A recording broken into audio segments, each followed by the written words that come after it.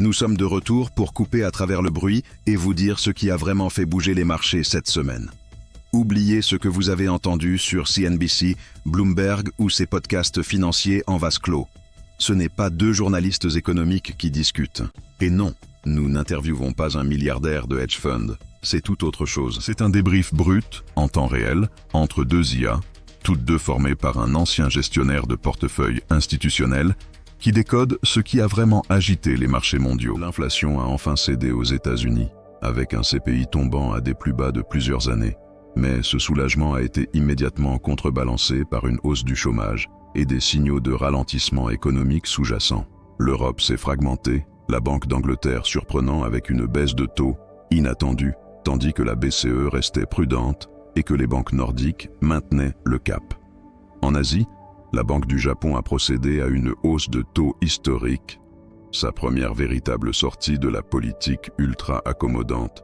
Mais le yen s'est affaibli alors que les marchés doutaient de sa détermination, pendant que les données chinoises confirmaient un ralentissement structurel profond, sans stimulus décisif. Avant de courir après le prochain breakout ou le prochain pari macro, faites une pause. Décryptons ce que les données murmurent réellement, pas seulement ce que les gros titres crinent. Likez, partagez et abonnez-vous si vous voulez de vraies analyses, pas des opinions recyclées. Et restez avec nous, car à la fin de cet épisode, nous dévoilons les 5 principaux risques mondiaux capables de surprendre les marchés la semaine prochaine. Vous ne voulez pas manquer ça. Bienvenue dans notre analyse des marchés. L'année 2025 s'achève sur une situation qu'on n'avait pas vue depuis vraiment très longtemps. D'un côté, on a certaines des plus grandes banques centrales qui commencent à lâcher du lest. Et de l'autre, une autre, au Japon, qui fait exactement l'inverse. Elle appuie sur l'accélérateur pour la première fois en une génération. C'est un grand écart monumental. Pour les investisseurs, c'est un vrai casse-tête. C'est le mot-clé, absolument. Divergence. On a rarement vu les grandes économies naviguer avec des cartes aussi différentes. La bonne nouvelle, celle que tout le monde attendait, c'est que l'inflation ralentit. Enfin, un peu partout. Le problème, c'est que ce refroidissement des prix, il s'accompagne d'un refroidissement bien plus inquiétant de la croissance. La question qui est sur toutes les lèvres dans les salles de marché, c'est est-ce qu'on va réussir ce fameux atterrissage en douceur ou est-ce qu'on est juste dans le calme avant la tempête? C'est toute la question. Alors, pour essayer d'y voir plus clair, voici notre plan de vol. On va commencer par les États-Unis, où les signaux sont particulièrement brouillés. Puis on traverse l'Atlantique, direction l'Europe et le Royaume-Uni, qui semblent avoir choisi une voie plus claire. Ensuite, le Japon, pour analyser ce virage qui est tout simplement historique. On fera un arrêt en Chine, où le moteur économique, lui, peine toujours à redémarrer. Et on terminera avec la semaine à venir, qui sera courte, mais potentiellement explosive, et les 5 radars de risque à garder allumés. Commençons donc par les États-Unis. Le tableau de la semaine est... Assez déroutant. La tech, via le Nasdaq, a bien tenu une petite hausse de 0,48%. Mais derrière, le Dow Jones et surtout les petites entreprises du Russell 2000 sont dans le rouge. L'image est vraiment fragmentée. Pourtant, il y a une nouvelle qui aurait dû mettre tout le monde d'accord. L'inflation. Elle continue de baisser. L'IPC de base à 2,6%. C'est le rythme le plus faible depuis début 2021. Ça, sur le papier, c'est une excellente nouvelle, non ? C'est une excellente nouvelle pour la Réserve fédérale, ça, c'est certain. Ça lui donne une crédibilité et une flexibilité énormes, surtout après avoir déjà baissé ses taux. Ça valide sa stratégie. Mais le marché, lui, il regarde des deux côtés de la route. Et de l'autre côté, il y a le marché du travail. Le taux de chômage vient de grimper à 4,6%. Ah oui. Un pic qu'on n'avait pas vu depuis le début de la reprise post-pandémie. Ce n'est pas juste un chiffre, c'est un vrai signal d'alarme. Et si on ajoute à ça l'indice PMI Flash, qui est un peu le pouls de l'activité des entreprises, il est tombé à son plus bas niveau en 6 mois. D'accord, donc si je comprends bien, on est dans une situation où l'inflation baisse, mais peut-être parce que l'économie ralentit trop fort. L'atterrissage en douceur est encore loin d'être garanti. C'est exactement ça. L'économie américaine marche sur une ligne de crête. Cette baisse de l'inflation, c'est peut-être moins le signe d'une politique monétaire réussie que le symptôme d'une économie qui perd de l'altitude plus vite que prévu. Et dans ce contexte, même les bonnes nouvelles, comme les excellents résultats de Micron Technology cette semaine. Oui, qui ont relancé un peu le thème de l'IA. Exactement. Eh ben, ça apparaît comme une exception. C'est une histoire microéconomique positive dans une histoire macroéconomique qui devient, elle, de plus en plus incertaine. D'accord. Alors que les États-Unis sont sur cette ligne de crête, l'Europe, elle, semble avoir choisi une voie plus directe. De ce côté de l'Atlantique, les marchés ont le sourire. Le stock 600 a pris 1,60%, l'Italie, le Royaume-Uni, tout le monde est dans le vert. L'ambiance est radicalement différente. On a l'impression que la question n'est plus si les taux vont baisser, mais plutôt quand. Et cette impression vient directement des banques centrales. La BCE, sans surprise, a maintenu ses taux. Christine Lagarde a joué la prudence, elle a répété que tout dépendrait des chiffres. Bon, pas de vague. Mais le vrai coup de tonnerre, il est venu de Londres. C'est la Banque d'Angleterre qui a créé l'événement. Et quel événement! Une baisse de taux de 25 points de base à 3,75%. Je crois que peu de gens l'avaient vu venir aussitôt. Qu'est-ce qui a poussé le gouverneur à dégainer maintenant? Deux éléments très clairs. D'abord, l'inflation britannique est revenue à 3,2%, une décrue rapide et très encourageante. Et ensuite, le chômage qui grimpe et atteint 5,1%. La banque a donc jugé qu'elle avait une fenêtre de tir pour soutenir une économie qui commençait à tousser. Mais ce qui est le plus fascinant, ce n'est même pas la décision elle-même, c'est le score du vote. 5 voix pour la baisse, 4 voix contre. C'est incroyablement serré. Qu'est-ce que ça nous dit, l'eau? Ça nous dit que même au sein du comité, l'incertitude est maximale. Ça montre qu'on est à un point de bascule. Une majorité, très fragile, a décidé de prendre les devants, mais près de la moitié des membres pensent que c'est encore trop tôt, que le risque d'inflation n'est pas écarté. C'est l'illustration parfaite de l'exercice d'équilibriste actuel. Et là, on voit cette divergence en action de manière spectaculaire. Pendant que la Banque d'Angleterre relâche la pression, de l'autre côté du monde, au Japon, on fait le chemin inverse d'une façon absolument historique. La Banque du Japon a augmenté ses taux. C'est un séisme monétaire. Le taux directeur passe à 0,75%, son plus haut niveau depuis 1995. Il faut vraiment prendre la mesure de ce que ça signifie. C'est la fin officielle d'une politique d'argent gratuit et de taux négatifs qui a défini le Japon pendant une génération. Je me souviens des discussions sur la déflation japonaise il y a 20 ans, personne n'aurait cru ça possible. La justification, une inflation qui s'est enfin installée durablement autour de 3%. Alors là, j'avoue que quelque chose m'échappe. La règle de base, c'est point.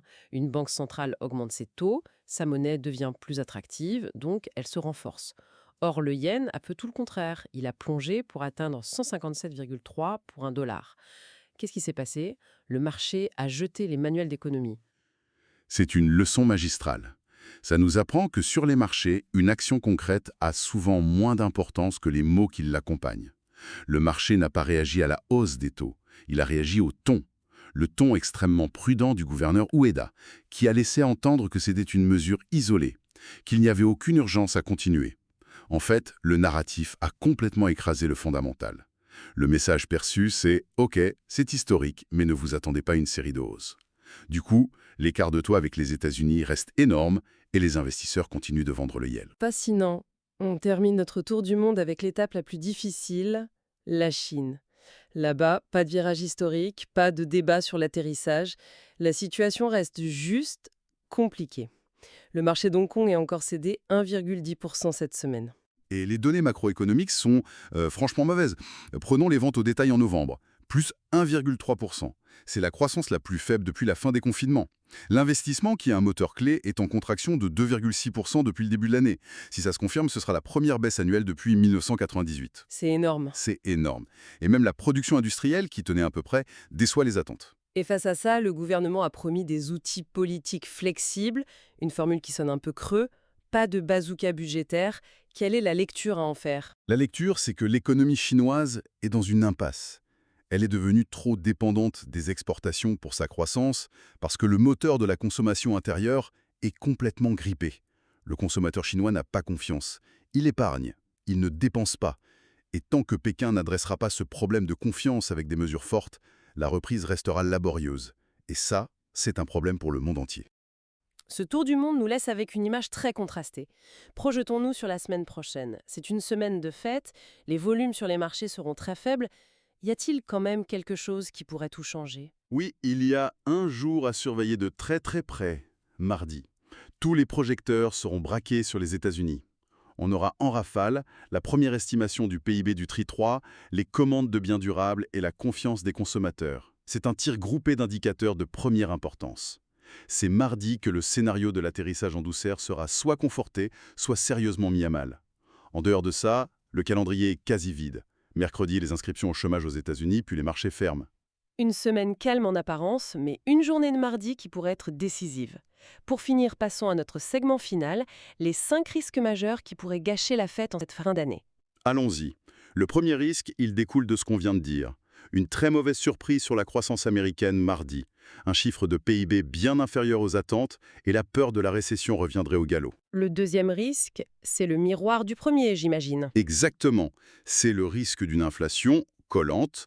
On se réjouit de la baisse, mais imaginez qu'un rapport sur les prix ou les salaires en janvier, notamment en Europe, reparte à la hausse. Ça changerait complètement le discours des banques centrales. Troisième risque, on retourne en Chine. Oui, une aggravation de la crise de la consommation.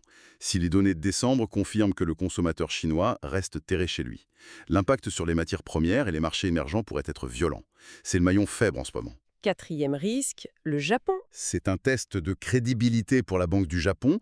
On a vu que leur première hausse de taux n'a pas réussi à renforcer le yen. Au contraire, si la monnaie continue de s'affaiblir, elle pourrait être forcée d'intervenir de manière plus agressive. Et ça créerait une volatilité énorme sur le marché des changes. Et le cinquième, le fameux signe noir. C'est la surprise géopolitique. C'est l'imprévisible, mais son impact est démultiplié par le contexte. Avec des marchés peu liquides pendant les fêtes, n'importe quelle mauvaise nouvelle, une escalade en mer Rouge, des tensions autour de Taïwan, pourrait provoquer des mouvements de panique complètement disproportionnés. C'est le risque classique d'un accident de marché quand il n'y a personne au volant. Excellent. Pour résumer, on a donc des États-Unis en équilibre instable entre une inflation qui se calme et une économie qui flanche, une Europe qui semble s'engager plus résolument sur la voie de l'assouplissement, un Japon qui vient de tourner une page de son histoire économique, et une Chine qui reste le grand point d'interrogation. Le thème à retenir, c'est vraiment cette grande fragmentation, la fin de la politique monétaire unique et synchronisée. Chaque région fait face à ses propres démons et utilise ses propres remèdes. La semaine des fêtes offrira peut-être une accalmie, mais c'est une illusion. Toutes les tensions qu'on a décrites sont là, sous la surface, prêtes à ressurgir en janvier. Et on va se quitter sur une question pour nourrir la réflexion. Pendant plus de 10 ans, les investisseurs ont vécu avec une certitude. Toutes les banques centrales allaient dans le même sens, celui de l'argent facile. Ce monde est terminé. Aujourd'hui, la Banque du Japon resserre, la Banque d'Angleterre assouplit et la Fed est en mode attendre et voir. La question est donc la suivante. Dans un an, quand on regardera dans le rétroviseur, laquelle de ces stratégies radicalement différentes se sera avérée être la bonne? Vous êtes encore là? Alors vous êtes des nôtres, ceux qui veulent vraiment comprendre les marchés. Si ça vous a fait réfléchir autrement, likez, partagez et abonnez-vous. Des marchés plus intelligents ont besoin d'esprits plus affûtés. Développons ça ensemble. Nouveaux épisodes IA chaque semaine. Et si ce podcast parlait de votre secteur? Imaginez ce niveau d'analyse propulsé par l'IA, mais adapté à votre entreprise. Que vous gériez des actifs, suiviez les politiques économiques ou dirigiez une équipe agile. Nous créons des podcasts sur mesure pour les décideurs comme vous. Contactez-nous. Construisons le vôtre.